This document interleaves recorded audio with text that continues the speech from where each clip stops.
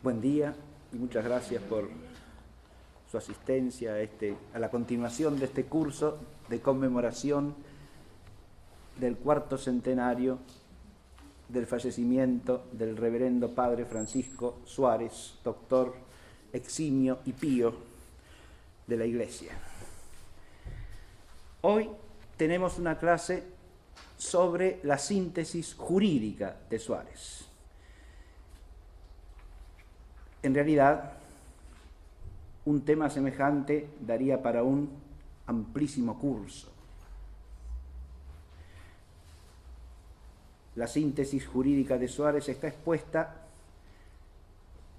fundamentalmente en su De Legibus, ac Deo legislatore, o sea, su tratado sobre las leyes y Dios legislador, que son dos gruesos volúmenes in folio en la edición de las obras completas.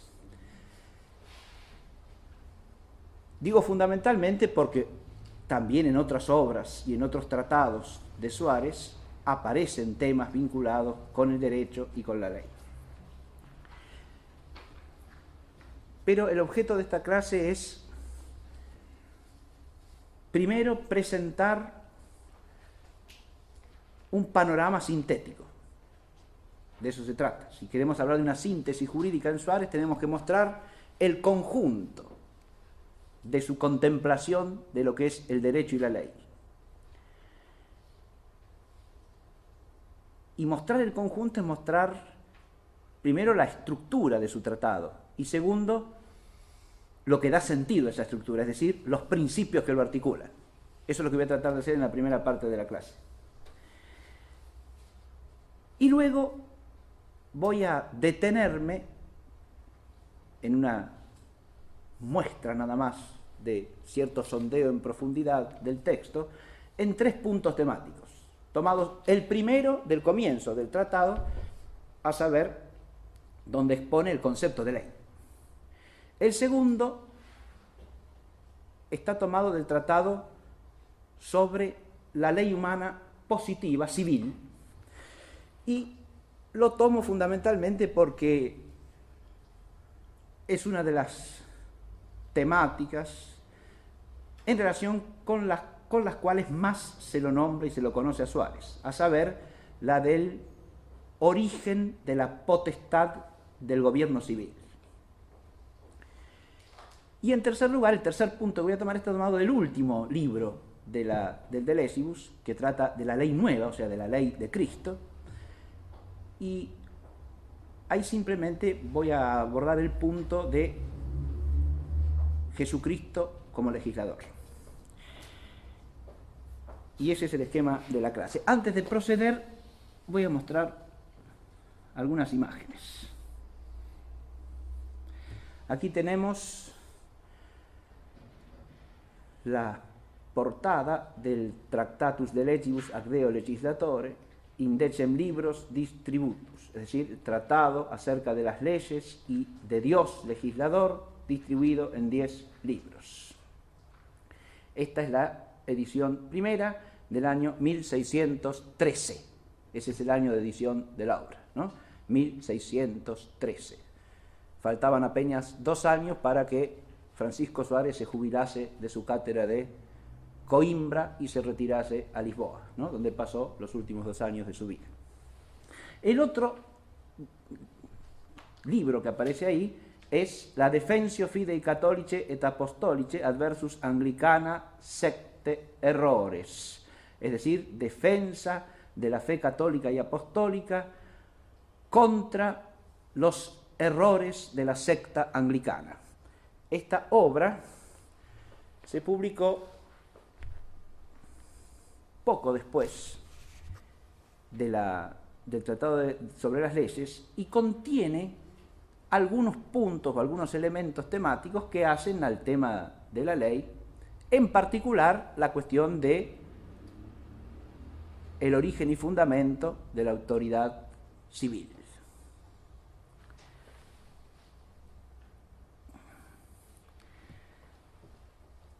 Esta es una imagen, he tomado imágenes de la pintura cusqueña, ¿no? que es una forma de arte en gran medida contemporánea de Suárez y profundamente afín al espíritu de la Hispania en que Suárez vive, ¿no?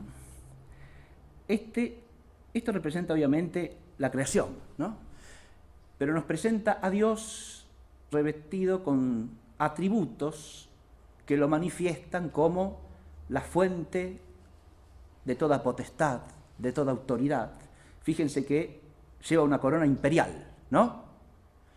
Lleva en su mano diestra la esfera del universo, el orbe, al que mira providentemente. Pero también lleva sobre la veste negra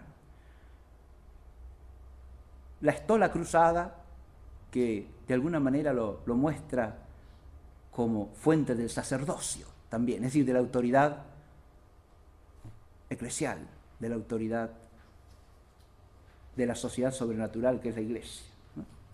Es una imagen que de alguna manera se asocia al tema de Dios legislador, que es el enfoque de la síntesis de Suárez. En el proemio del De Legibus, Suárez aclara cuál es el tema y el enfoque del De Legibus.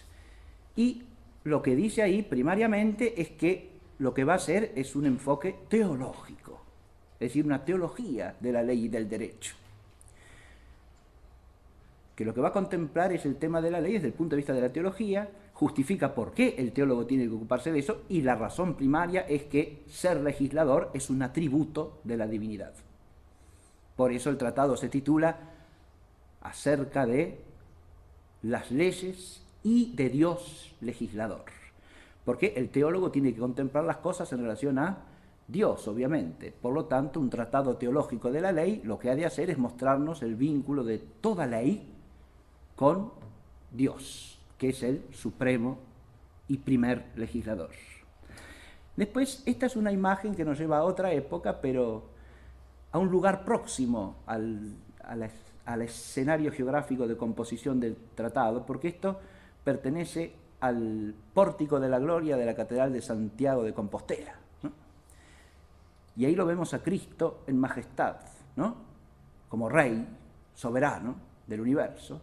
Acá ya la potestad de legislar aparece en él, pero al mismo tiempo es rey que recibe con sus manos abiertas mostrando las llagas de la pasión, es decir, es un rey que, como dice la tradición católica, reina desde el madero. Acá, en su gloria, conservando las llagas de la pasión, recibe a los peregrinos penitentes, ¿no?, para que entren en su iglesia, en su reino.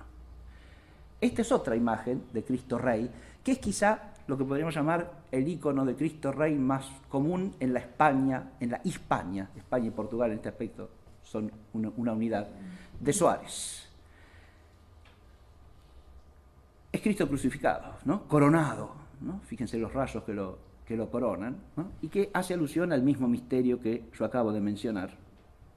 Contemplar al Rey de la gloria crucificado es contemplar el misterio del reino desde una perspectiva de redención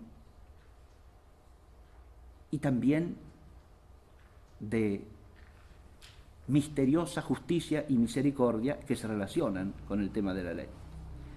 Este es un ícono del niño Jesús como emperador del universo, también de la escuela cusqueña, fíjense, porque por un lado tiene la esfera del mundo coronado por la cruz como una imagen imperial, ¿no?, occidental, pero también tiene la corona de los incas, ¿verdad? Es decir, tiene atributos que permiten reconocerlo como rey soberano a todo el mundo allí, ¿no?, tanto desde la tradición hispana como desde la tradición incaica.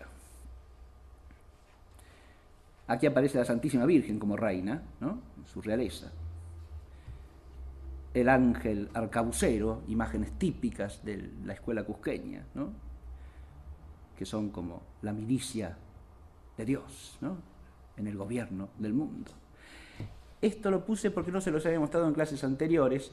Suárez, mientras dio clases en Coimbra, residió en el colegio que tenían los jesuitas en Coimbra, cuya iglesia es la que se ve allí, ¿no?, era el Colegio de Jesús. Ahí es donde residía, donde vivía Suárez, ¿no? Acá está otra visión de la Universidad de Coimbra, ¿no? Y un aula de la universidad donde Suárez daba sus lecciones, entre otras cosas, sobre la ley y el derecho, que es lo que vamos a tratar de ver hoy. Muy bien, presentadas las imágenes, vamos al desarrollo de nuestra temática.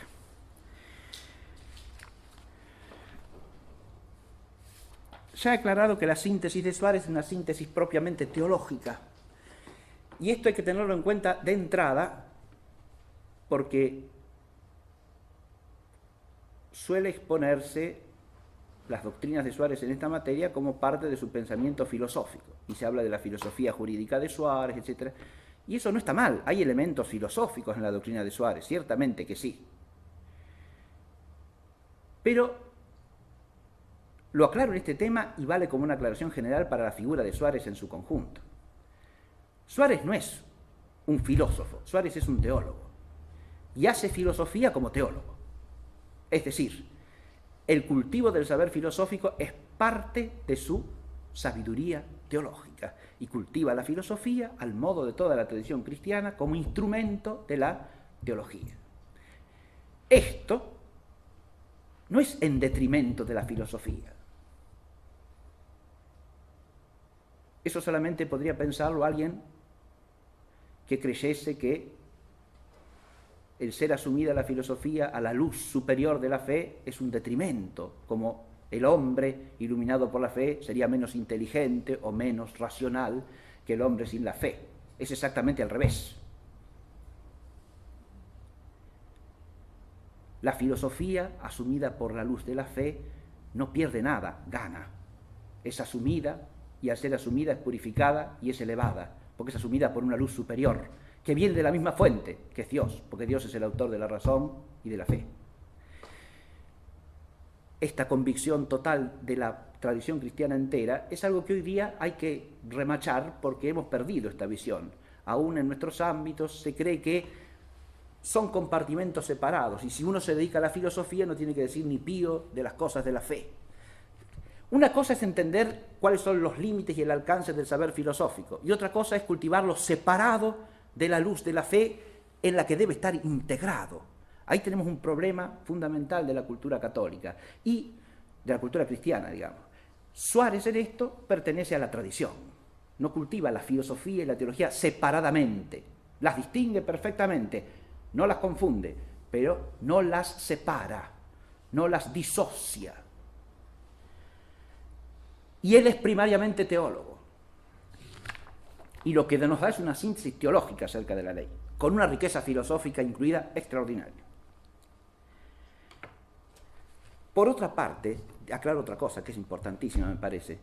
Pretender que se puede hacer una filosofía sin un fundamento no filosófico, sin un sustrato y sin un trasfondo no filosófico, es un absurdo. Es contrario a toda realidad. La filosofía siempre arraiga en una visión total de la realidad que es prefilosófica. Y así pasaba en la Grecia clásica. La filosofía de la antigüedad griega arraiga en la cosmovisión de la Grecia clásica. Y es posible gracias a ella. Y de hecho solo es cultivable donde hay elementos afines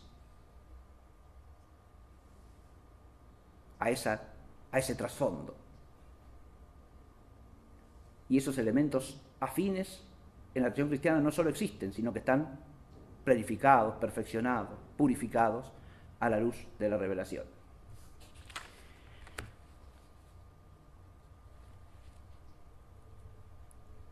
Una filosofía que no quiere saber nada de revelación no es una filosofía puramente racional, es una filosofía que se asienta en una visión del mundo anticristiana, inmanentista y con su propia religiosidad confusa.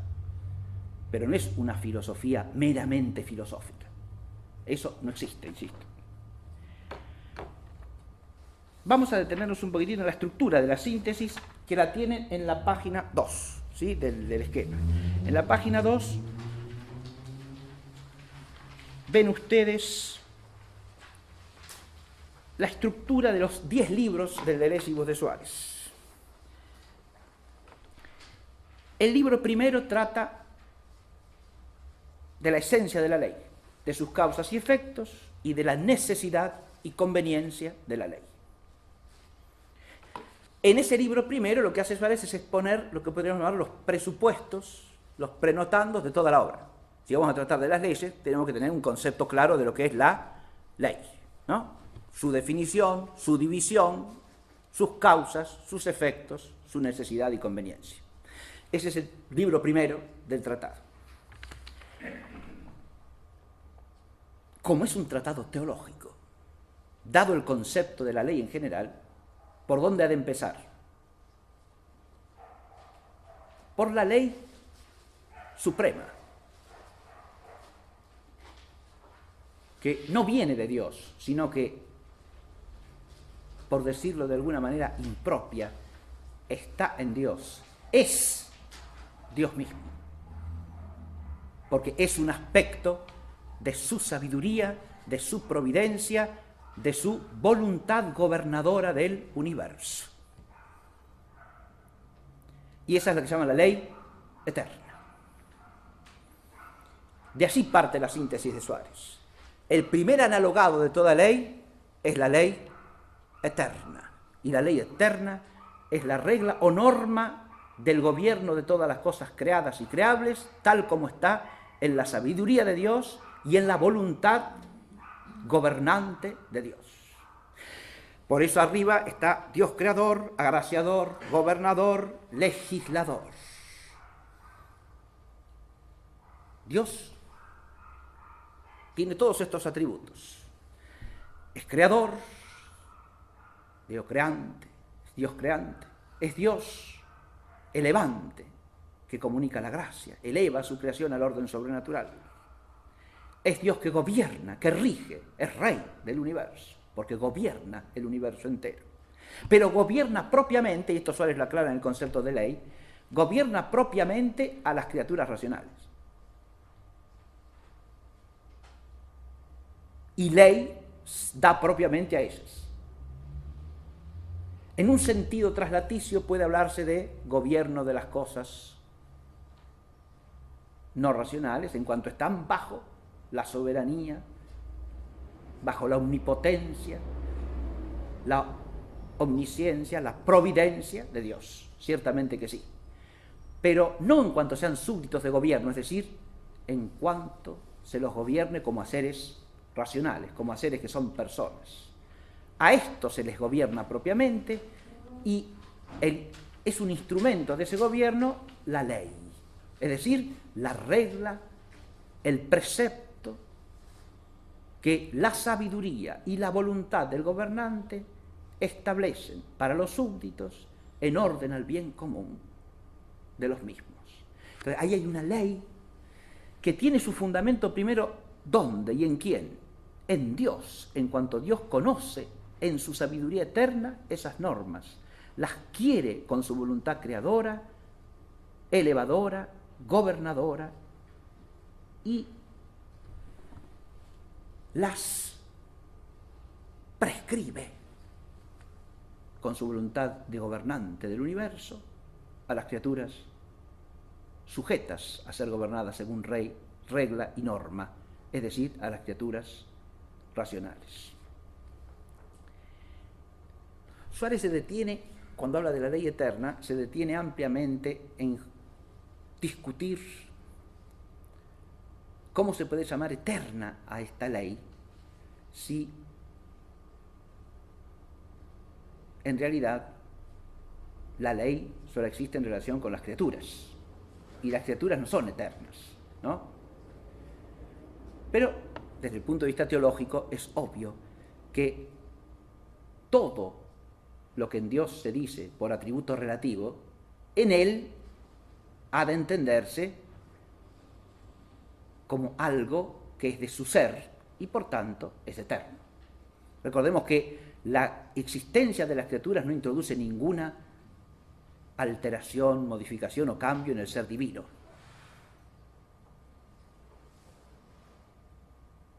No por ser creador, Dios adquiere una perfección que no tendría si las criaturas no existiesen. Toda la relación real está del lado de la criatura, no del lado de Dios. Y lo mismo pasa con el gobierno del mundo. Gobernar el universo entero no lo hace a Dios más perfecto de lo que es en sí mismo. La ley es eterna porque es algo de la sabiduría de Dios, no porque la criatura que se rige por la norma sea eterna.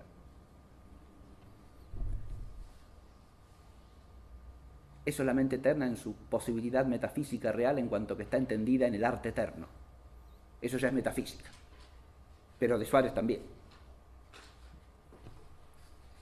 Y ese trasfondo metafísico es el que fundamenta también la ley eterna, siguiendo aquí a Santo Tomás, que dice que la ley eterna es al gobierno divino del mundo, lo que el arte eterno es a la creación. Establece una analogía de proporcionalidad, ¿no? La ley eterna es al gobierno divino del mundo, lo que el arte eterno, o sea, las razones ejemplares de todas las cosas creables y creadas de hecho, tales como están en la sabiduría divina creadora, son a la creación. Esto implica, esta analogía que Suárez retoma de Santo Tomás, implica que la ley eterna es la causa ejemplar de toda ley. ¿Esto qué significa? Que toda ley participada, porque la ley distinta de la ley eterna es una ley participada, tiene en la ley eterna su fundamento. Es ley en cuanto que es participación de la ley eterna, en cuanto tiene en ella su fundamento sapiencial, providencial, gubernativo. Y ordena, que es el fin de la ley, en cuanto participa de esa ley eterna. ¿Cuáles son esas leyes participadas según el esquema de Suárez? De la ley eterna trata en el libro primero. En el mismo libro trata de la primera ley participada, que es la ley natural. Y en unión con la ley natural trata de la ley de gentes, que es próxima a la ley natural. Ahora, la ley natural, estamos todavía en el libro primero, la distingue Suárez en dos: la ley natural y la ley natural sobrenatural. ¿Cómo es esto? ¿Qué quiere decir con esto? De nuevo, en esto no hace más que seguir un modo de hablar que establece Santo Tomás en la Suma de Teología. Porque ante la objeción de que la división entre ley natural y ley positiva no es suficiente, sino que haría falta poner otro miembro, porque ahí está faltando la ley divina, sobrenatural, que no es ni natural ni positiva, Santo Tomás contesta que no hace falta incluir otro miembro, porque toda ley, proceda de Dios como legislador, o proceda del hombre, o es natural, o es positiva. También la ley divina que hace al orden sobrenatural. Esa es de alguna manera ley natural en cuanto está en la esencia, en la naturaleza del ser sobrenatural. Muy bien, esto es lo que quiere, este es el modo de hablar que adopta Suárez. Hay una ley natural del hombre en cuanto a naturaleza creada. Hay una ley natural. Natural, el primer natural, ¿qué significa? Significa esencial. O sea, es una ley puesta con el ser mismo, ya sea el ser de orden natural, ya sea el ser de orden sobrenatural, en cuanto al conocer la inteligencia, ese ser está necesitado de concluir ciertas normas en conformidad con ese ser que conoce y que dimanan de ese ser. Si ese ser es de naturaleza, tendríamos la ley esencial o natural, natural. Y si ese ser es sobrenatural o de gracia, tenemos la ley natural, sobrenatural. La ley natural la pone Dios al poner el ser de la cosa. Sea el ser de naturaleza, sea el ser de gracia. Pero la pone como ley ¿en quién? En la criatura racional, en la criatura inteligente. ¿Por qué?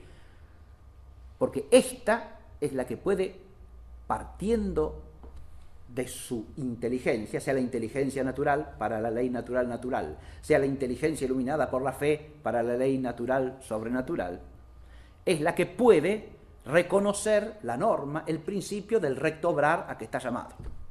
Es decir, cómo debe obrar y qué ley debe seguir en sus actos, como miembro de la vida social. Y como ser humano, o como ser humano elevado por la gracia, que está llamado al fin último, porque la ley ordena el todo social al fin último, al bien común, que en última instancia es el bien común supremo, que es el fin último. Todas las características de la ley, que la ley corresponde propiamente, no es cualquier precepto norma, sino el que se da en la sociedad perfecta, ¿no? El que da la autoridad que gobierna la sociedad perfecta, en orden al bien común, que debe ser intrínsecamente justo. Todo eso lo explica al definir el concepto de ley, ¿no? Y es totalmente clásico en eso. Suárez es clásico en el sentido de que sostiene la doctrina común de toda la escolástica sana, podríamos decir. Ley natural. Después de la ley natural hay de gentes. En el libro tercero pasa a la ley humana positiva civil. Ley humana positiva civil. Esta es la ley no puesta por Dios mismo en el ser del hombre, sino la ley que dicta una autoridad humana. Acá es donde va a venir el problema de, ¿pueden tener los hombres potestad para legislar sobre otros hombres? ¿Por qué y cómo?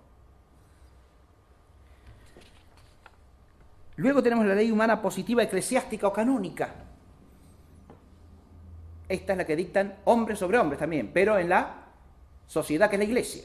Es decir, los que tienen autoridad apostólica sobre los fieles de la Iglesia, que son sus súbditos, dictan leyes. Estas son leyes humanas también. Acá esta es una manera de hablar absolutamente clásica que no debe sorprender a nadie si es que tiene una elemental formación en la tradición jurídica cristiana, pero que a nosotros a lo mejor nos choca, porque si decimos ley eclesiástica parece que tenemos que decir ley divina. No. Ley divina es la que tiene a Dios como legislador, no la ley que hace a las cosas sobrenaturales, porque leyes que hacen a las cosas sobrenaturales pueden dictar la autoridad humana en la Iglesia, y esa no es ley divina, es ley humana, porque procede de la autoridad del hombre que gobierna, del sumo pontífice, del obispo, de un concilio ecuménico, pero esa autoridad, eso es ley humana eclesiástica o canónica. De esa trata en el libro cuarto.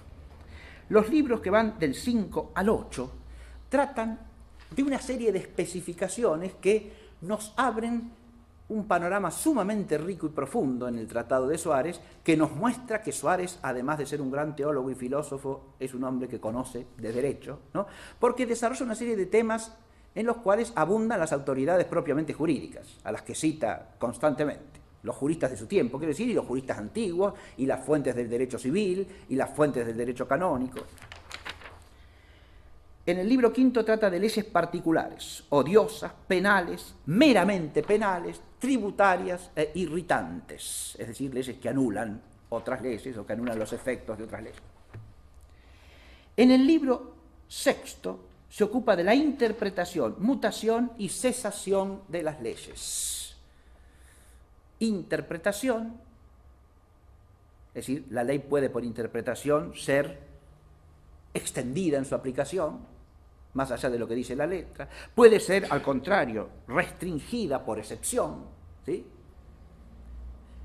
Pero lo que elabora acá son los fundamentos doctrinales para que esto se haga justamente, es decir, cuáles son los principios de justicia, de derecho, diríamos, que hacen que una interpretación de la ley, ya sea extensiva, ya sea exceptiva, sea una interpretación conforme a derecho. Lo mismo pasa con la mutación o cambio de las leyes, ¿no? Dentro de lo cual ubica como tema fundamental de la dispensa. Cuándo una ley es dispensable, hasta dónde una ley es dispensable, según el tipo de ley de que se trate, ¿no?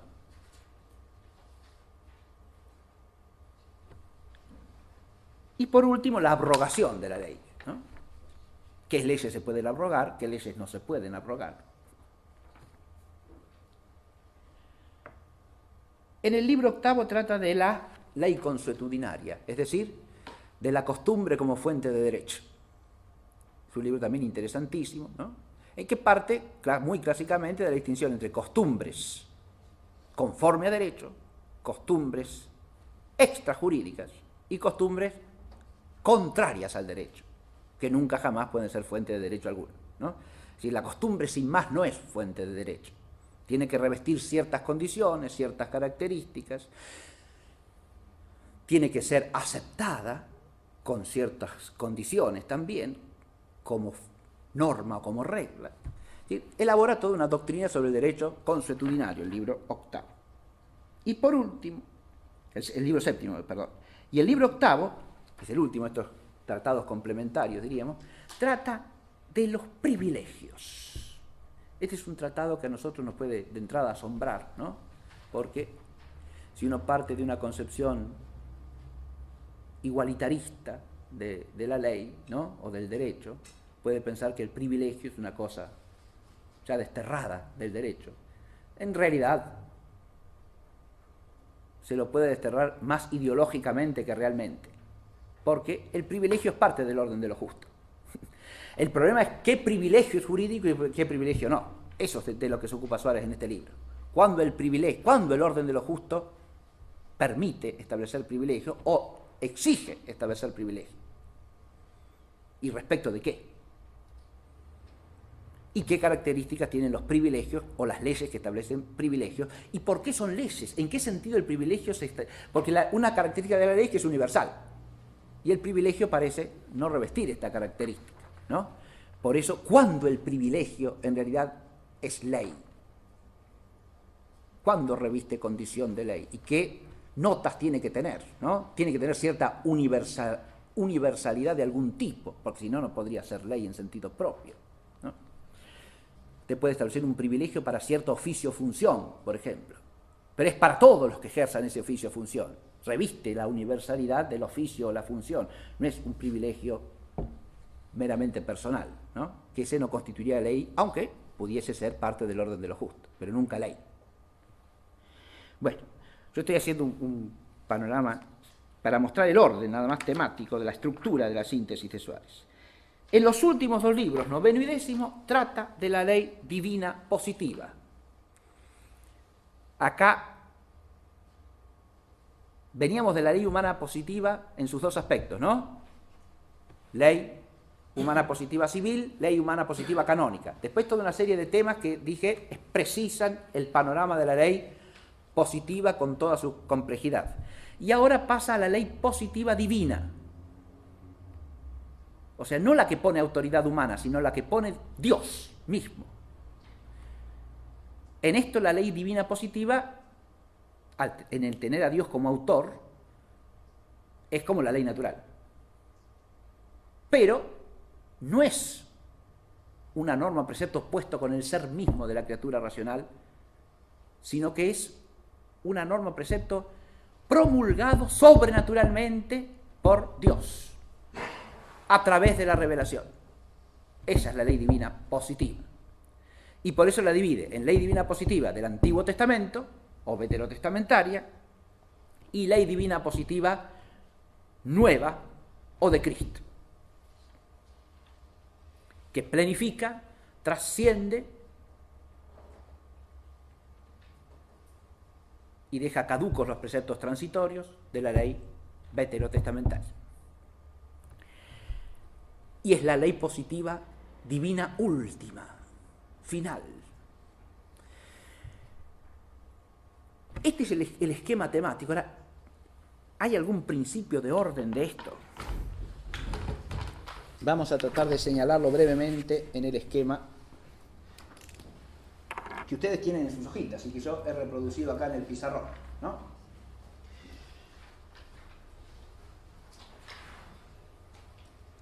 Hay un primer principio estructurante de todo esto, y es que la ley eterna es aquella de la que todas las demás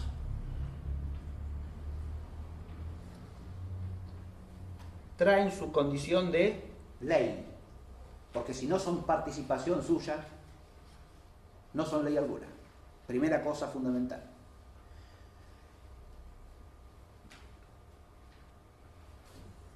esta ley eterna está en Dios mismo, dijimos. Es algo de Dios mismo, más que estar en Él, ¿no? Que es una manera impropia de hablar. Si toda ley es participación de la ley eterna, toda ley es un instrumento del gobierno divino del mundo. Y a través de la ley, que es auténtica ley, quien legisla en última instancia es Dios.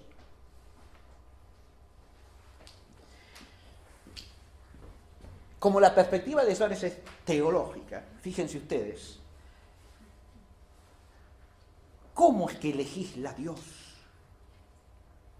sobre la creación, sobre los seres humanos?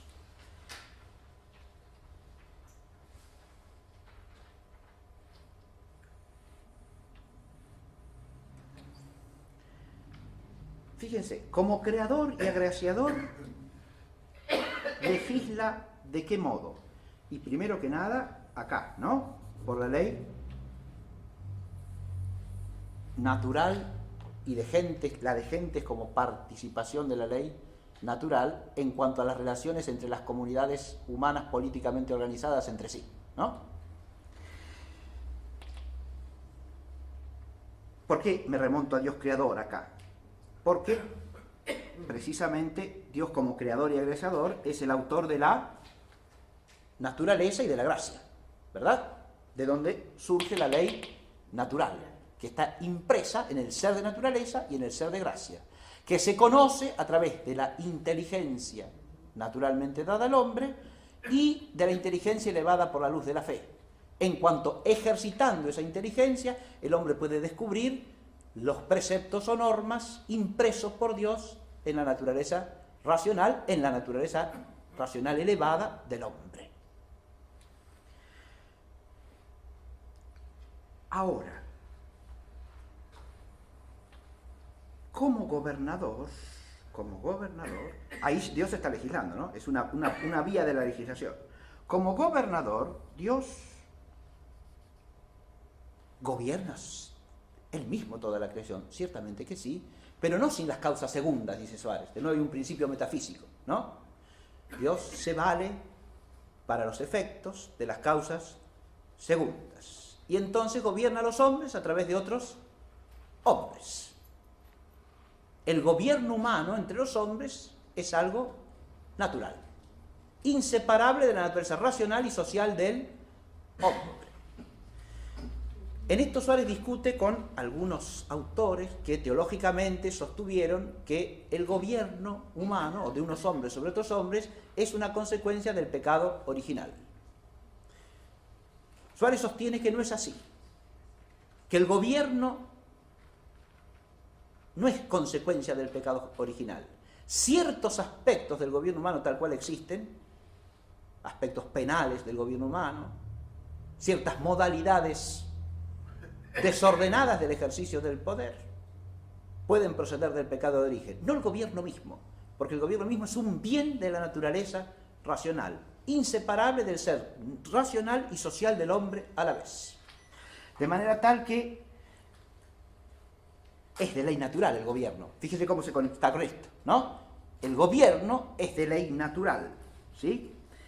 A través de los gobernantes humanos, Dios gobierna. Todo gobernante humano tiene su potestad solo a partir de Dios, dice Suárez. La potestad de gobernar a los hombres entraña siempre atributos que son de la divinidad, ya sea en el orden civil, ya sea en el orden eclesiástico.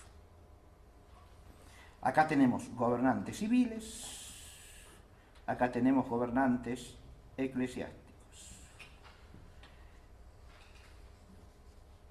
Pero el oficio que tienen uno y el otro es un oficio por participación del oficio de Dios. El príncipe que gobierna la república, digo el príncipe en el sentido clásico, tenga el título que tenga, rey, dux, presidente, como se llame, ¿sí? El príncipe que gobierna la república está ejerciendo un munus que es participación del divino.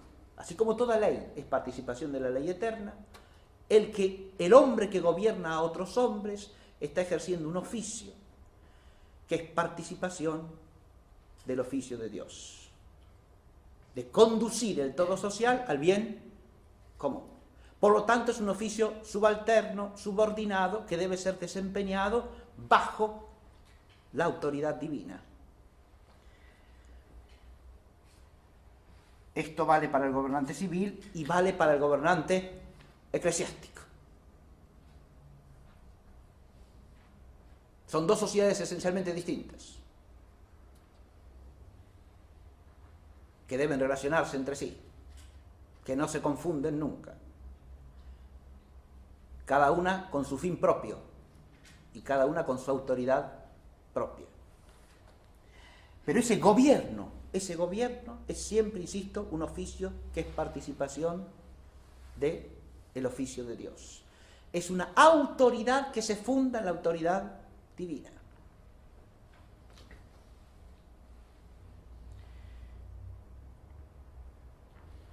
Ahora, parte del carácter gobernador y legislador en particular de Dios, y también agraciador, fíjense, ahora estas tres cosas se unen, tiene que ver con ¿qué? Con la ley divina positiva, ¿no? Ahora Dios, ¿acá qué hace? Se revela, ¿sí? Esto tiene que ver con la ley natural sobrenatural, ¿no?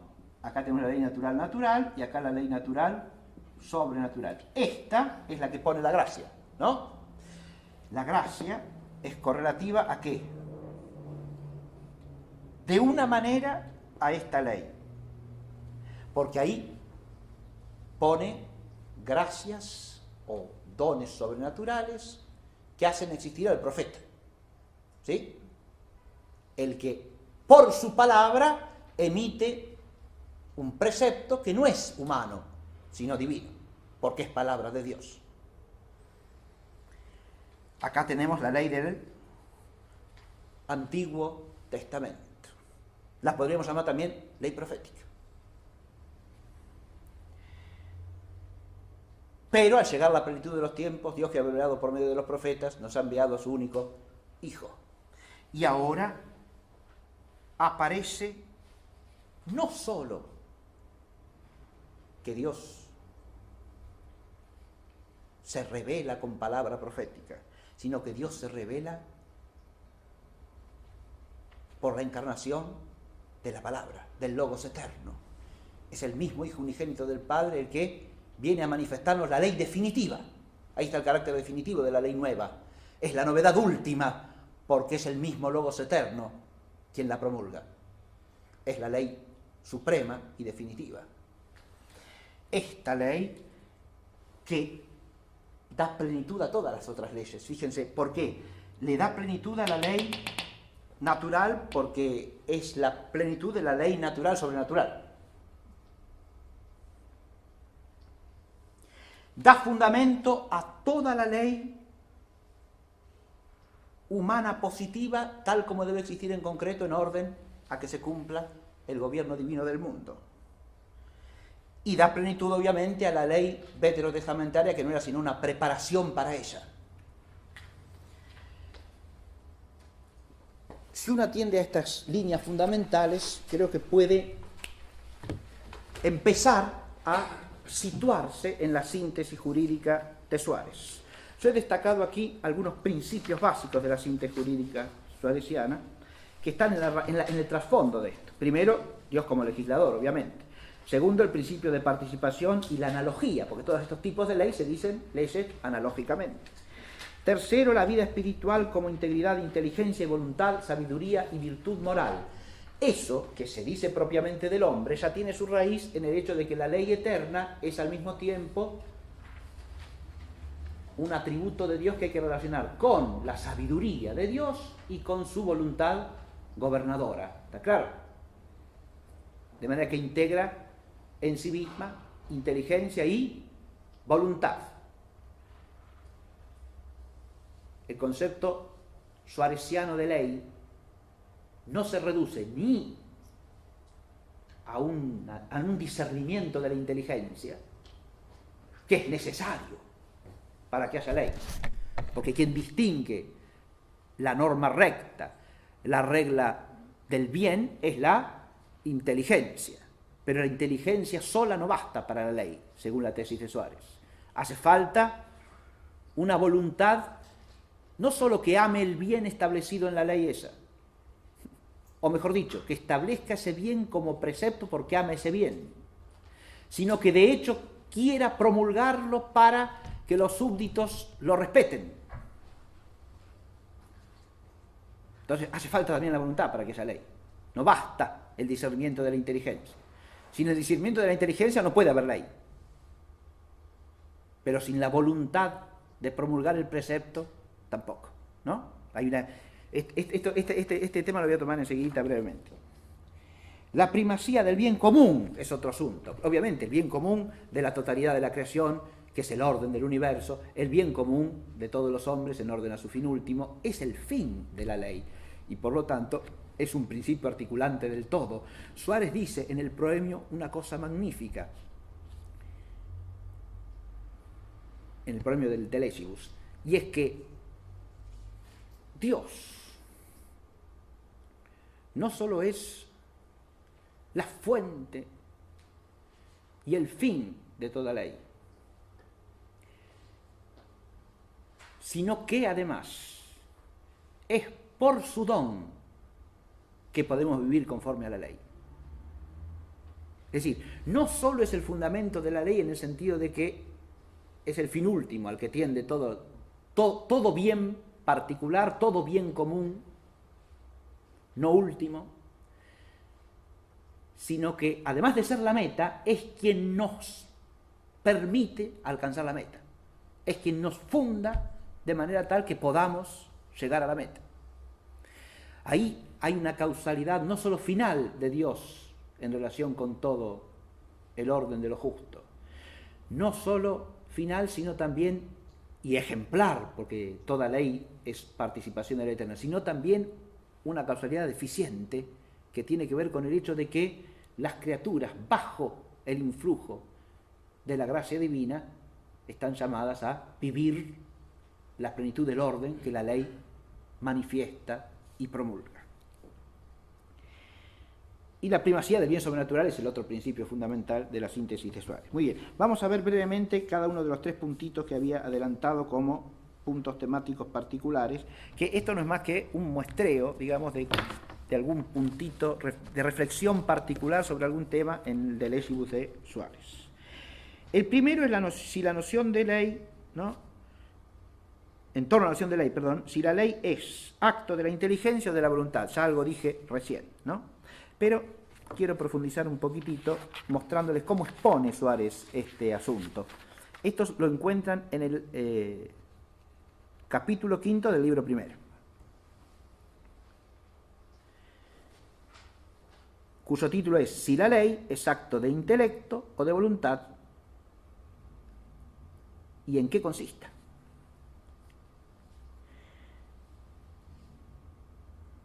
Primero expone la sentencia de que es acto del intelecto.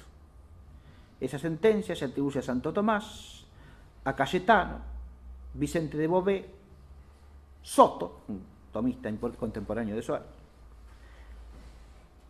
Torquemada, Antonino de Florencia.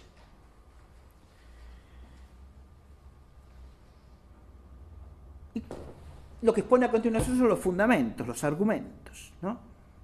¿Por qué se dice que la ley es acto del intelecto? Primero hay argumentos de autoridad, se citan textos de la Escritura, donde la ley está asociada a la inteligencia de Dios, a la sabiduría de Dios, al discernimiento, que es acto de la inteligencia, a la recta razón, o a la luz del entendimiento. Hay toda una serie de citas que, tanto del Antiguo como del Nuevo Testamento, que asocian la ley a la inteligencia. ¿Está claro? Y citas de filósofos también, ¿no? Como Aristóteles, Platón. La ley después se expone como cosa de la inteligencia por una serie de argumentos. Primero, porque a la ley le corresponde ordenar.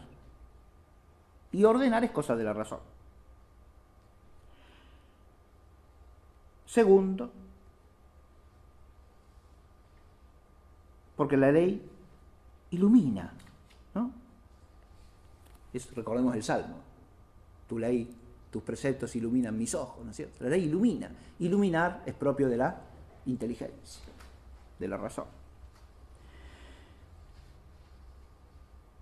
Segundo argumento.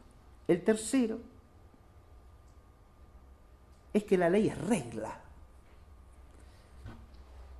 Pero la voluntad no es regla. La voluntad tiene que ser regulada por la inteligencia. Por lo tanto, el que pone la regla es el intelecto. Y el cuarto argumento sería que no existe un acto de voluntad al que pueda asociarse la ley. En cambio, el acto propio de la ley, que es obligar a la voluntad por una cierta necesidad, es propio de la inteligencia que le da el objeto a la voluntad. Después se pone la sentencia de los que sostienen que la ley es acto de la voluntad. Ahí nombra a Enrique de Gante, Gabriel Bill, San Buenaventura, Medina, Durando de San Porciano, Gregorio de Valencia, Occam. Fíjense ustedes que la ley ahora es acto de la voluntad. Aclara muy bien que entre estos autores que cita hay a su vez diferencia de sentencias. No todos dicen lo mismo, y es una aclaración sumamente oportuna, porque sostener que es acto de la voluntad puede hacerse de dos maneras distintas, que hay que distinguir con total claridad. Una cosa es que sea acto de la sola voluntad independientemente de la inteligencia, o de una voluntad que resuelve por sí misma, sin necesidad alguna antecedente,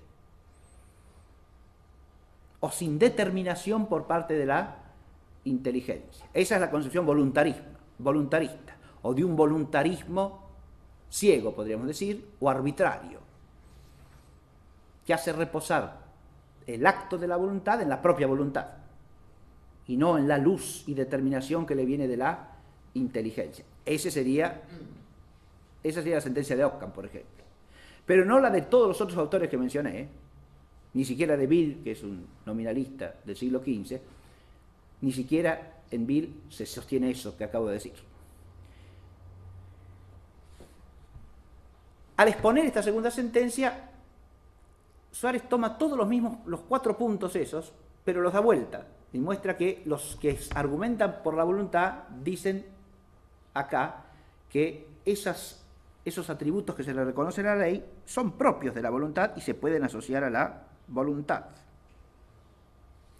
Así es. Por ejemplo, la primera propiedad es, habíamos dicho, cuando habla de los argumentos, la propiedad primera de la ley es que la ley es regla o medida, ¿no? Y establecer la regla o medida le corresponde a la inteligencia. Muy bien. Pero eso dice, que según algunos es acto de la inteligencia, corresponde más bien a la voluntad. ¿Por qué? Porque, como dice el propio Santo Tomás, cita acá Suárez, le corresponde a la divina voluntad ser la regla primera y medida de las humanas acciones, pues las voluntades de los superiores deben ser regla de la de los inferiores. Ahora, el propio Santo Tomás le atribuye a la voluntad el carácter de regla, en cuanto la voluntad del superior es regla del inferior o súbdito. Claro que Santo Tomás está hablando siempre de una voluntad informada por la inteligencia teorética y práctica y por el juicio último de la prudencia. Siempre una voluntad iluminada, sin duda alguna, si está hablando de la voluntad de Dios, ¿no? Una voluntad que es sapientísima. No está hablando de una voluntad sin luz. Esa no puede ser regla de nada. Lógico. Pero cuando se habla de iluminar, también dices, ahora en la segunda tesis se da vuelta al argumento. Iluminar, claro que es propio de la inteligencia poner luz en las cosas, ciertamente. Pero en relación con la ley, puede decirse que la voluntad del legislador ilumina porque el precepto que da el legislador es luz para el legislado. O dicho de otra manera, el precepto que dimana de la voluntad legislante esclarece la mente del súbdito. Ahí está la iluminación. Puede esclarecer la mente del súbdito porque lleva luz de inteligencia en la raíz, ciertamente que sí. Pero aunque el súbdito no entienda la razón que está implícita, ilumina porque es la voluntad del que establece la norma. ¿Está claro? Le ilumina lo que debe hacer. Le dice cuál es el camino que debe seguir. Le abre paso. Le ilumina. ¿No? Bueno, no voy a detenerme más en esto. Sostiene una tercera tesis, Suárez, presenta una tercera tesis. La tercera tesis es la de aquellos que sostienen que es más que nada esto una cuestión de palabras y de modos de hablar, porque es obvio que en el acto de legislar intervienen tanto la inteligencia como la voluntad. Y lo que hay que hacer es discernir bajo qué respecto es acto de la inteligencia y bajo qué respecto es acto de la voluntad. Esa sería la tercera opinión, que la expone también con sus razones. Presentadas las tres opiniones, concluye Suárez que las tres son opiniones básicamente razonables, que se pueden sostener, especialmente la tercera. Pero a mí me parece, dice, ahora pone su opinión, ¿está claro? Fíjense ustedes, esto es propio del estilo de Suárez. Ha expuesto las sentencias en la materia, aclara que las tres son opiniones razonables, si se las sostiene con buen fundamento y moderación. Las tres. O sea, está diciendo ninguna de estas tres cosas es un disparate, ¿no? A usted le parece mejor esta, le parece mejor aquella. Son tres opiniones razonables y respetables. Especialmente parece razonable la tercera. Parece que sí. Pero a él no le convence del todo la tercera.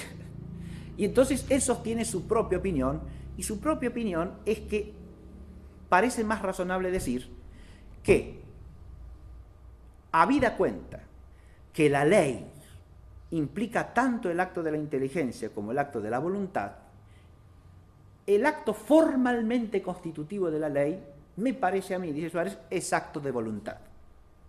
Porque la ley implica la voluntad de imponer a los súbditos un precepto para que lo cumplan. Y eso no es acto de la inteligencia. Sin eso no hay ley en sentido formal. Si a usted le dicen, esto es así, esto es lo justo, pero usted lo dicen para que usted lo estudie, lo averigüe, lo indague, se convenza, y me parece muy bien. Eso no es ley. Eso es una clase de filosofía jurídica, de teología jurídica o de derecho, ¿no? Mire, lo justo es esto. Magnífico. Estoy de acuerdo. No estoy de acuerdo. Pero eso no es la ley. La ley presupone el discernimiento de la inteligencia, ciertamente que sí.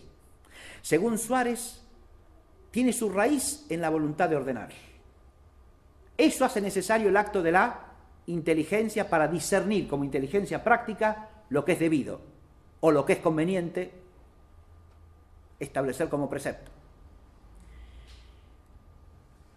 Luego interviene nuevamente la voluntad que quiere esa norma y luego interviene la inteligencia para formular el precepto adecuadamente.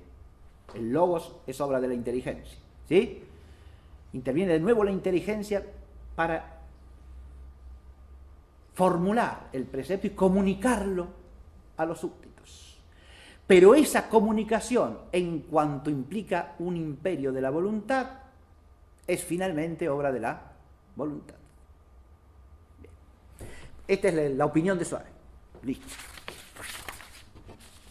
Suficiente. Segundo punto, es un punto que voy a desarrollar, voy a retomar en la clase próxima, así que hoy voy a ser bastante escueto, breve. Pero es el tema famoso de la potestad civil, ¿no?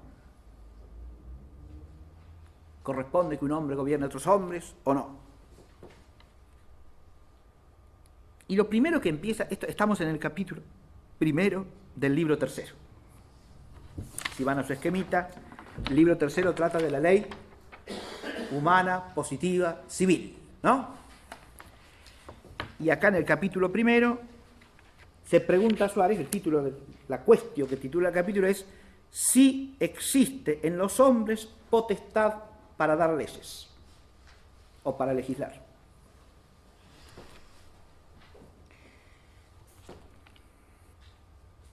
Y lo primero que plantea es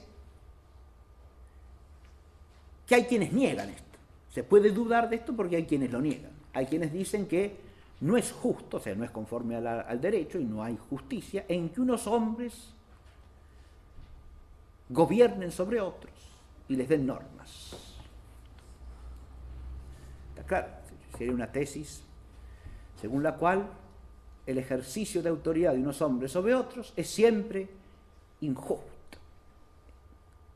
Llamamos la tesis anarquista, como ustedes quieran, ¿sí? La tesis según la cual no debe haber gobierno de unos hombres sobre otros hombres. Los que opinan así se fundan en algunos textos de la Escritura, inclusive, ¿no? Según los cuales los reyes que gobiernan sobre la tierra no gobiernan sino por el poder de Babilonia, y no gobiernan por mí, dice Dios, de manera tal que pareciera que su autoridad no es conforme a la voluntad de Dios, ¿no? En el capítulo 8 de Oseas dice, ¿no? Ellos han reinado y no por mí. Se levantaron príncipes y yo no los conocí.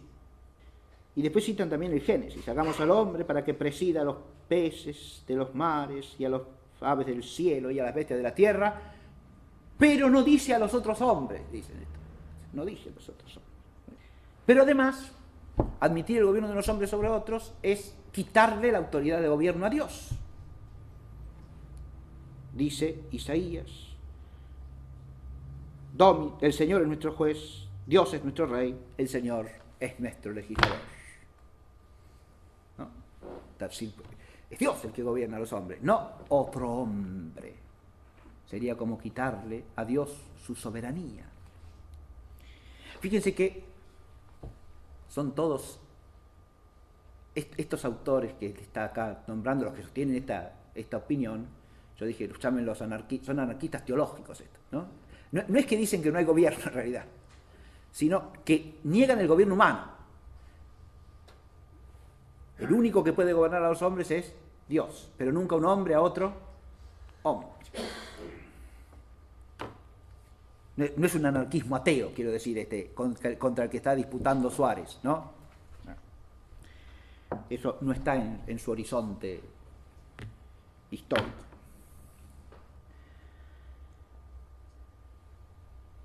Pero una vez que ha expuesto las dudas de los que niegan esto, dice, en este punto se pueden referir varios errores heréticos que trataremos mejor a continuación.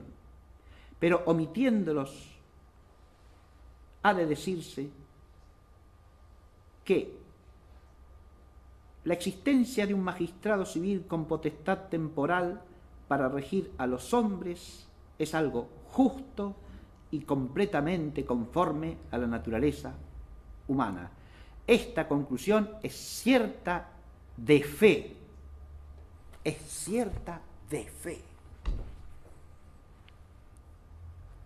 Lo que puede probarse por el ejemplo de Dios mismo que ha constituido en el pueblo judaico este modo de régimen, primero por los jueces, después por los reyes, y que sin duda, los cuales sin duda han tenido principado y potestad temporal y han sido tenidos en el pueblo de Dios con veneración y respeto. Y no interesa que se diga que ellos han tenido esa potestad de Dios mismo,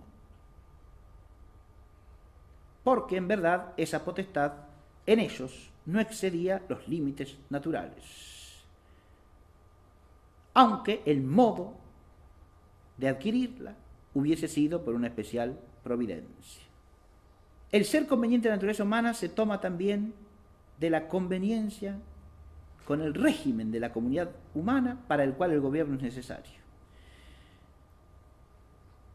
Y esto se confirma con la costumbre. Y después cita Proverbios 8, por mí reinan los reyes. Luego pasa al fundamento racional de la afirmación, sosteniendo que el gobierno de un hombre sobre otros hombres es necesario en virtud de la naturaleza social y racional del hombre. Ya lo dijimos de entrada, ¿no? Acá expone eso ampliamente. Y eso se da en toda sociedad humana, dice. Porque la sociedad como conjunto o donación de personas que es, necesita, en cuanto cuerpo moral, que es una cabeza, sin la cual no puede ordenarse al bien común.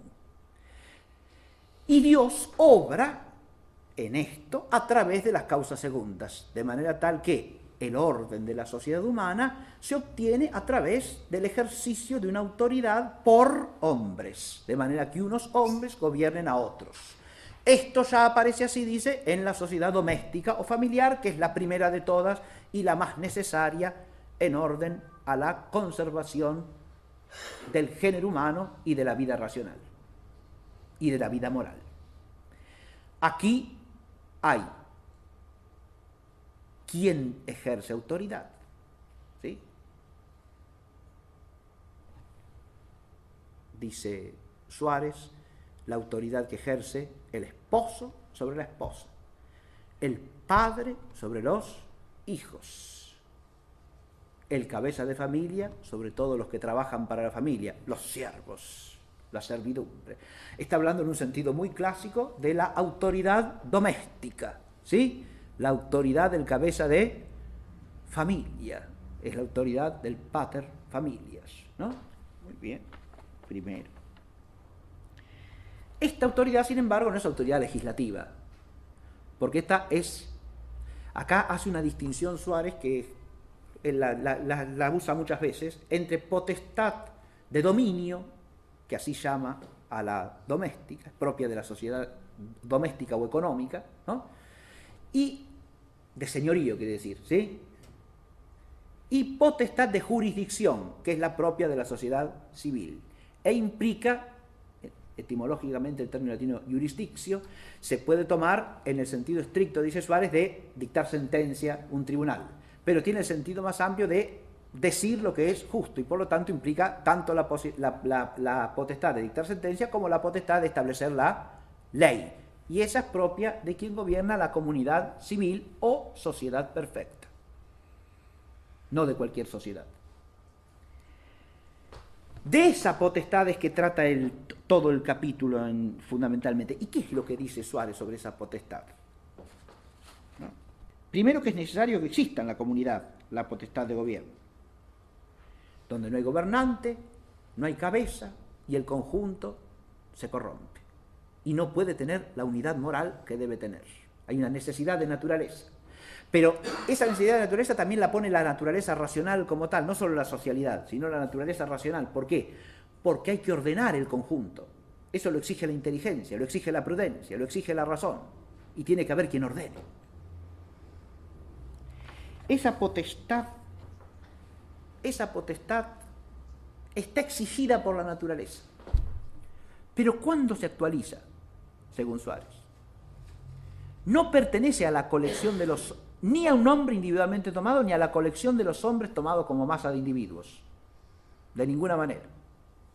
Pertenece solamente a la sociedad organizada que alcanza el carácter de sociedad civil, lo cual implica la preexistencia de sociedades anteriores. De nuevo, acá Suárez no parte de un amasijo de individuos que establecen un contrato entre ellos. Nada que ver. Hablar de doctrina contractual en Suárez es no entender nada de lo que dice.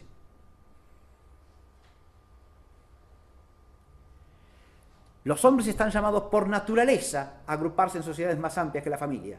Y últimamente en la sociedad civil, que es sociedad natural, dice Suárez. Después las sociedades civiles, o sea, las ciudades pueden agruparse en unidades mayores si parece conveniente. Pero, o sea, en principados, en reinos, en estados mayores, diríamos nosotros hoy, ¿bien?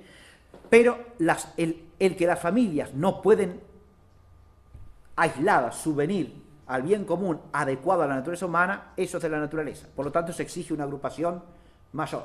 Esa agrupación mayor está impresa por ley natural en los hombres. Ahora, los hombres pueden en acto pasar a este tipo de asociación. Ahí hay algo que es de la voluntad humana. El hombre podría no hacerlo y quedaría en un estado de imperfección, contra la naturaleza. ¿Está claro? Ahora, en cuanto los hombres hacemos esto, dice Suárez, no podemos evitar la necesidad de que haya un gobierno y de que haya leyes. Eso nos lo impone la naturaleza. Él pone la analogía de la sociedad doméstica. Una vez que los esposos han dado el consentimiento matrimonial, quedan sujetos a todo lo que exige el orden natural respecto de lo que es un matrimonio. Pueden contraer o no contraerlo el vínculo, pero una vez que lo contraen, implica toda una serie de órdenes, de preceptos que van implícitos en la naturaleza del vínculo. Lo mismo pasa con la sociedad civil. Fíjese que no es una doctrina de contrato esta, ¿no? En cuanto los hombres convienen en formar tal sociedad civil concreta, inmediatamente, por ley de naturaleza, han establecido la necesidad de un gobierno común y han establecido la necesidad de alguien que legisle. Y en este sentido, dice, la autoridad de los hombres para legislar procede inmediatamente de Dios. ¿Está claro? Porque es de ley natural. Ahora bien, la famosa parte que suele mencionarse en relación con Suárez, ¿cuál es? ¿Qué es lo que hace que tal o cual magistrado determinado tenga la potestad de legislar?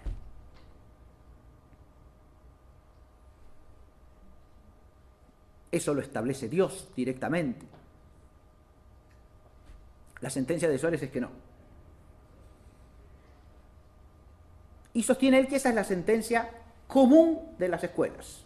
Y lleva razón. Si uno va al más importante tomista contemporáneo de Suárez en esta materia, que es Pedro de Soto, y un poco antes a Vitoria, dicen exactamente lo mismo que dice Suárez. Y Suárez se funda claramente en el modo de hablar de Santo Tomás, que en el Tratado sobre la Ley, en varias respuestas a ciertas objeciones, habla de la potestad de legislar como algo que está en el conjunto de los ciudadanos o es transferido por ellos a cierto magistrado. Que eso es lo que sostiene acá Suárez. La potestad legislativa de dar leyes, de dictar normas, viene inmediatamente de Dios en cuanto es de ley natural que la comunidad políticamente organizada se dé leyes. ¿Está claro? Ahora, el modo de organizar la autoridad del gobierno, eso es algo que viene directamente de los hombres. Esto es lo que dice Suárez. Que haya tal magistrado o tal otro. Que la autoridad de legislar resida en una asamblea o en el príncipe. O en el conjunto de los ciudadanos. Recordemos que en una polis como Atenas, la asamblea eran todos los ciudadanos, ¿no? Todos los ciudadanos y todos los hombres. Esto nunca en Suárez, y en ningún tratadista clásico. Porque, insisto, que el cuerpo político es un cuerpo organizado, ¿no? Es un cuerpo que tiene jerarquías sociales, es un cuerpo previamente determinado, no es una masa informe de individuos. ¿Está claro eso? Y si no está claro eso, no se entiende tampoco nada de lo que dice Suárez. El conjunto de los ciudadanos, el populus, diría el derecho romano, ¿no? ¿Era también el que legislaba en Roma o no? Y claro, los comicios convocaban al populus, y el populus votaba las leyes. ¿Está claro? En la Libre República Romana. Bien. Usted puede establecer que la autoridad para legislar la retiene el conjunto de los ciudadanos o pasa al príncipe o la tiene tal o cual organismo, ¿sí? Un consejo tal o un consejo cual, lo que sea. Bien. Eso sí es de derecho humano, diría Suárez. ¿Está claro? Está hablando del modo de organizar la autoridad de legislar. Eso es de derecho humano. Nunca jamás está diciendo que la autoridad de gobernar venga del pueblo y pase al gobernante, o que el pueblo sea soberano. Nada de eso, ¿eh? Hacerle decir a Suárez eso es una tergiversación radical de su doctrina. Suárez no dice eso ni por asomo. Insisto, que sostiene que la potestad de legislar, en cuanto que es de derecho natural y es inseparable de la comunidad política, una vez que se adquiere el vínculo político, viene directamente de Dios. Y además dice esto, que yo lo insinué hace un rato en la clase, hace un rato bastante largo. El legislar, la autoridad política civil, implica ciertos atributos, como que la ley obligue en conciencia, que la ley penal disponga de la vida humana, que solamente le pertenecen a Dios, porque aquel en quien se deposita la autoridad de legislar ejerce un oficio que es participación del gobierno divino. ¿Está claro eso también o no? No es que la autoridad del que tiene la potestad de legislar como supremacía repose en el propio hombre o en el conjunto de los ciudadanos. No, la supremacía le viene ¿de quién? De Dios siempre. Y no puede venir sino de Dios. Porque el que ejerce el oficio de gobernante y de legislador está ejerciendo un oficio que es participación del oficio de Dios. Y por eso ese oficio tiene atributos que trascienden lo humano. Ahí es donde la tesis de la soberanía popular se hace absolutamente imposible. ¿Está claro? No es eso lo que dice Suárez. Lo que dice es una tesis según la cual el hecho de que este hombre hoy día tenga la potestad de legislar no es algo que ha establecido directamente Dios. ¿Está claro?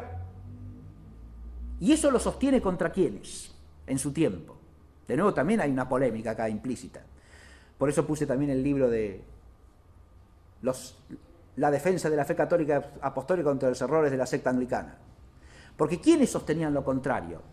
No la tradición católica en su conjunto, no la tradición de la monarquía cristiana de siglos. Adviértase que esto que dice Suárez, para cualquier jurista alemán, español, francés antiguo, clásico, es obvio. En la monarquía de los francos, todos los años los reyes convocaban la asamblea del ejército y estos aclamaban al rey reconociéndolo como tal. El rey sos vos, estamos de acuerdo con que vos legisles. ¿Está claro? Esa especie de consenso, consentimiento del conjunto de los ciudadanos se expresaba a través de esa asamblea. ¿Sí? En el reino de Castilla existían las cortes, y las cortes castellanas, ante las cuales el que era candidato a ser rey tenía que jurar, tenía que ser reconocido y proclamado rey, y sin eso no era rey, por más que fuese el candidato hereditario. ¿Está claro? Todos esos ritos jurídicos expresan esta concepción de Suárez, no otra cosa. ¿De dónde viene la idea de que el rey es una especie de...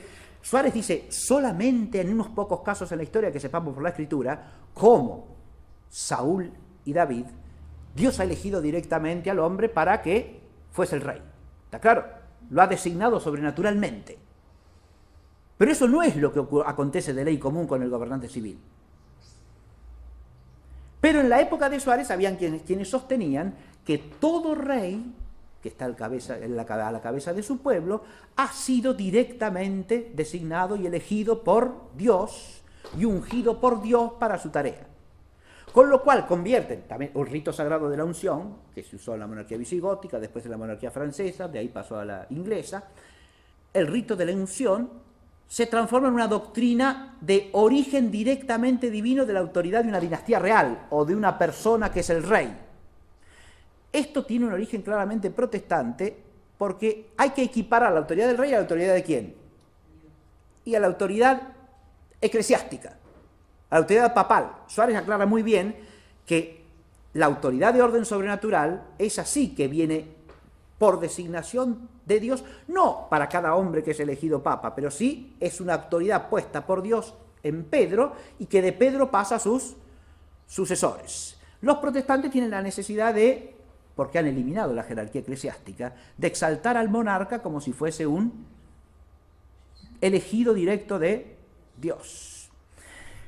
Suárez en la concepción, por eso la concepción de Suárez es abominada en el mundo protestante en su tiempo, ¿sí? Y en cambio defendida por los reyes católicos, como el rey de España. De eso vamos a hablar la próxima. Hay un contexto que hay que entender, ¿no? Después esto es importante ver cómo las doctrinas en la historia funcionan de manera compleja, ¿no? Porque en el siglo XX uno puede encontrar tradicionalistas católicos franceses que sostengan la idea, por ejemplo, de que la monarquía francesa remonta su linaje al rey David, qué sé yo, está claro, y de ahí le viene su derecho de gobernar. Esas cosas vienen de una mentalidad que de tradicional católica no tiene absolutamente nada. ¿Está claro? Porque concibe la autoridad del rey de una manera que no es la de la tradición doctrinal católica, jurídica, política, teológica. No tiene nada que ver. Es absolutizar una dinastía o un linaje o un pueblo, porque si eso se dice del rey de Francia, se puede decir de todos los reyes, no, solamente de Francia. Entonces parece que eso es exaltar a un rey sobre otros reyes porque este es el elegido por Dios y el otro no. Una cosa que, además, la elección se hereda. ¿En qué sentido? Yo aludí a la autoridad pontificia, es interesantísimo cómo Suárez trata de la autoridad eclesiástica, sostiene todas las tesis que suelen llamarse moderadas, ¿no? El pontífice no tiene autoridad civil sobre el conjunto de la humanidad, directa, no tiene autoridad civil directa sobre el conjunto de los cristianos tampoco, tiene autoridad civil directa solamente sobre los territorios de los estados pontificios. Autoridad indirecta, o sea, autoridad para iluminar a los príncipes según la doctrina de la fe y para aplicarles la ley canónica como súbditos de la autoridad eclesiástica, eso sí. Eso lo tiene sobre todo los miembros de la Iglesia, ¿está claro? De la comunidad eclesial. El último punto, el último punto era la ley nueva. Digo una cosita y nos vamos. La ley nueva, así termino con el esquema, pero muy, muy breve, ¿eh? Cuando trata de la ley nueva, el último, salto acá, de este punto de Suárez voy a volver a tratar algo en la clase próxima, así que con lo que dije por hoy suficiente. El último punto que había anunciado era la ley nueva. Este libro es bellísimo, además de ser profundo, es de una belleza extraordinaria. Empieza hablando de los nombres de la ley nueva, ¿no? Los nombres de la ley nueva, y los recorre con una sabiduría escrituraria admirable, ¿sí? La ley nueva se llama ley de la fe, en Romanos capítulo 3, ley del espíritu de vida, en Romanos 8, de donde se la llama también ley de la gracia, pues la gracia es el espíritu de nuestra vida y también la vida de nuestro espíritu. Se la llama también ley de la gracia, o gracia directamente, porque no recibisteis el espíritu de servidumbre y de temor, sino que recibisteis el espíritu de adopción de hijos, por el que clamamos Abba, Padre, que es espíritu de dilección, o sea, de amor cristiano. Ley de libertad, porque donde está el espíritu del Señor, ahí está la libertad, dice Santiago. Ley escrita en el corazón, según Jeremías, capítulo 33. Ley nueva, ya sea porque renueva al hombre entero por la gracia, como dice San Agustín, o porque es la última ley dada por Dios, que deja antigua la anterior, como dice San Cirilo, o porque se centra en el mandamiento nuevo que el Señor nos da, que es el resumen y fundamento de toda la ley. La ley nueva, ¿no? Muy bien. Y un solo puntito quiero destacar, porque tiene que ver también con el contexto histórico de Suárez y tiene una vigencia enorme hoy día. El capítulo primero se llama Si la ley nueva es verdadera y propiamente ley, y Cristo el Señor, perfectísimo legislador. ¿Y de dónde viene la duda? ¿Por qué se plantea esto como cuestión? Porque esto lo niegan, dice Suárez, todos los herejes de nuestro tiempo que se llaman protestantes. Según la concepción protestante, Cristo ha venido a traer la gracia. Y la gracia no implica precepto ni ley alguna. Al contrario, la gracia nos libera de la ley y de los preceptos. Se opone a la ley. La antigua alianza era la ley. Ahora tenemos la gracia. Y la gracia tiene un solo precepto: creer. Basta creer. Y nada más. Porque si no, nos hubiera liberado la gracia de Cristo. Estaríamos todavía bajo el yugo de la ley. El único precepto es que creamos. Es decir, que confiemos en la gracia. Y con eso basta. ¿Está claro? Es la doctrina de la sola gracia sin ley. Y por supuesto sin obras conforme a la ley. Jesucristo, por lo tanto, no fue legislador alguno, fue solamente salvador. Esta sentencia es formalmente herética, nos advierte Suárez, y va contra lo definido expresamente por el Concilio de Trento, y vale la pena que leamos los cánones respectivos. Dice el canon 19 de la sesión sexta sobre la justificación: si alguno dijere que nada está mandado en el Evangelio además de la fe, que lo demás es indiferente, ni mandado ni prohibido sino libre, o que los 10 mandamientos nada tienen que ver con los cristianos, sea anatema. Si alguno dijere que Jesucristo fue dado por Dios a los hombres, del canon 21, como redentor en quien tienen que confiar, pero no como legislador al que tienen que obedecer, sea anatema. Acá Suárez está poniendo claridad en una cuestión que en su tiempo estaba oscurecida. Clarísima desde el magisterio de la Iglesia, por cierto. Los cánones de Trento son luminosos. Están diciendo, descartando la concepción según la cual basta la fe fiducial. Cristo ha abolido los mandamientos. No importa eso. Lo único que importa es tener confianza en el Salvador.